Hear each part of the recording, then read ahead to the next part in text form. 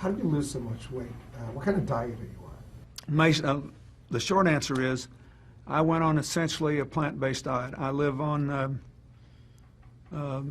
beans, legumes, vegetables, fruit.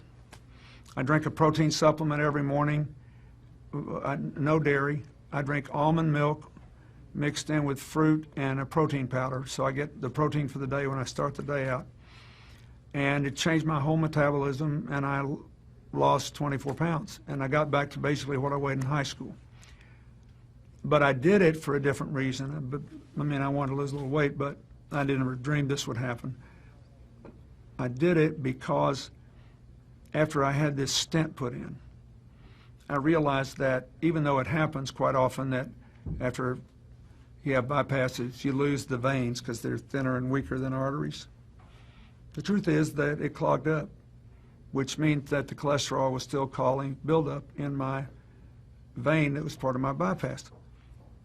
And thank God I could take the stents. I don't want it to happen again. So I did all this research, and I saw that 82% of the people since 1986 who have gone on a plant-based, no dairy, no meat of any kind, no chicken, turkey. I eat very little fish. Once in a while I'll have a little fish, not often. If you can do it, 82% of the people who've done that have begun to heal themselves. Their arterial blockage cleans up. The calcium deposit around their heart breaks up.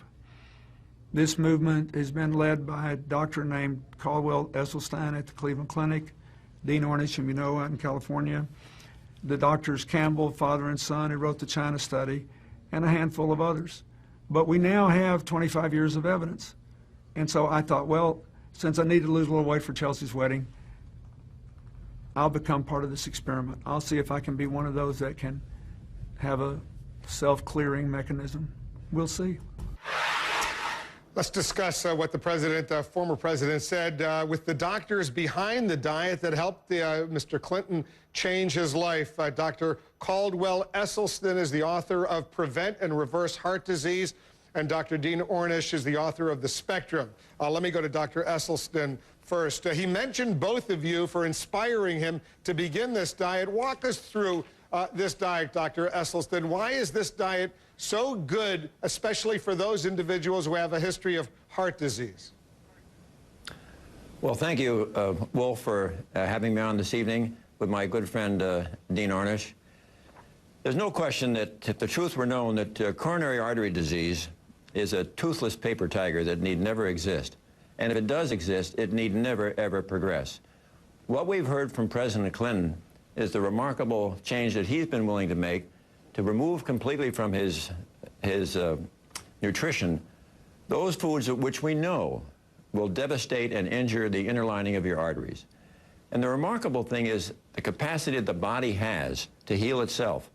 And when you do what President Clinton has done, where you completely try to remove any foods that are going to injure your vessel, the body has this remarkable capacity to begin to heal itself. And I'm afraid that as a medical profession, we perhaps have fallen down and really emphasized too much the drugs and the procedures and the operations which really treat the symptoms. They do not treat the causation of this illness. This is one of the few times since Hippocrates that we have not told patients about the causation of their illness. Dr. Ornish, are you on the exact same page as Dr. Esselstyn is?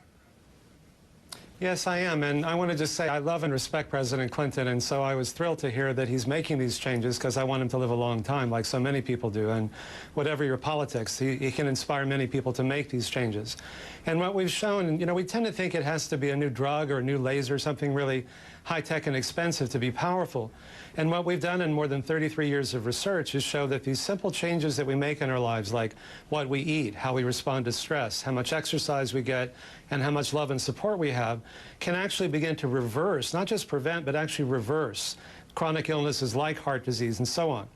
And we found that almost more than 82% of the people who made these changes, as President Clinton indicated, were actually able to reverse the disease. So rather than getting a quick fix like a bypass or a stent does, which doesn't treat the underlying cause, it's a little like mopping up the floor around a sink without turning off the faucet. It keeps coming back unless you change what caused it. Is this diet, Dr. Esselstyn, no dairy, no meat, no chicken, basically no fish?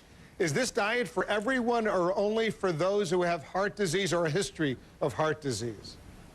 One other thing I would add, and no oils, no processed oils. When you say no, what, like olive oil, even olive oil, which supposedly is pretty healthy? I'm afraid I'm going to have a divergence of opinion there.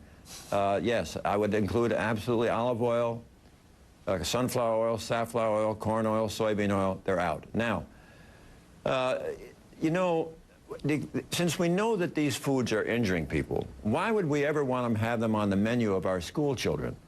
When you question, why wait until people do have heart disease? We know, for instance, that if we do autopsies on our GIs who died in Korea and Vietnam, that roughly 80% of these young GIs will already have gross evidence of coronary disease you can see without a microscope.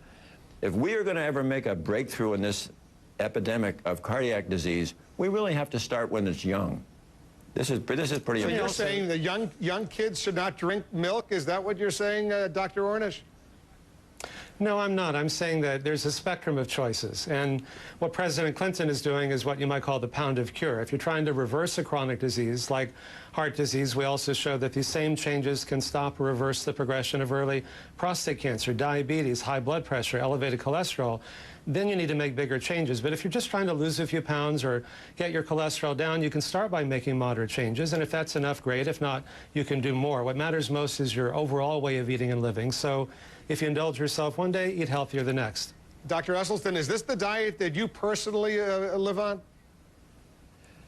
The one that I described earlier, yes, I most certainly do. My dad had his first heart attack at age 43, and I've been eating this way for over 26 years. And Dr. Ornish, is that the way you live? No chicken, no meat, no dairy, I guess some of the fun things in life? Is that what I'm hearing you say? You know, the old joke is, am I going to live longer, or is it just going to seem longer if I eat this way? And it's not all or nothing. What you include in your diet is as important as what you exclude. There are hundreds of thousands of protective substances. I also recommend people take 3 or 4 grams a day of fish oil because the omega-3 fatty acids can be so protective. So but we heard Dr. Esselstyn say no oil.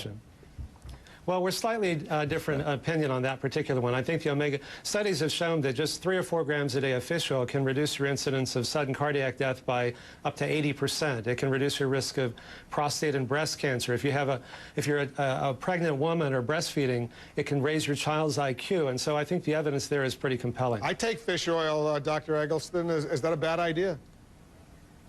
Well, I'm not going to really wrestle with Dean over fish oil. We have so much that is in common, and we're striving together to really make the basic point here really is that by eating these whole foods and getting away from processed foods, getting away from the dairy, anything with a mother, anything with a face, meat, fish, and chicken, it's so incredible how powerful the body can be. And if we're going to have a seismic revolution of health in this country, which is really right at our fingertips, when the major behavior that has to change is, interestingly enough, our food. That is the absolutely key card. It trumps everything. I agree. And let me just say this. You know, when you make these changes, because these mechanisms are so dynamic, your brain gets more blood, you think more clearly, you have more energy. Your skin gets more blood, so you don't age as quickly. Even your sexual organs get more blood in the same way that Viagra works. So yeah, you'll probably live longer, but you'll also feel better. And what's sustainable is joy and pleasure and freedom. And when you make these changes, most people find they feel so much better so quickly. It reframes the reason for change from fear of dying to joy of living, and that's what's sustainable. Dr. Dean Ornish and Dr. Caldwell Esselstyn, you got a good shout out from President Clinton. He's on your diet. He's doing the best he can. He's very happy. I saw him in action eating some of those beans and vegetables away from some of the other fun foods, as we like to say. Let's hope he lives a long and healthy life. Guys, thanks very much for coming in. Amen. Thank you. And thanks, Caldwell. You're doing great work. Absolutely. Thanks, Dean. Keep it up. All right, guys.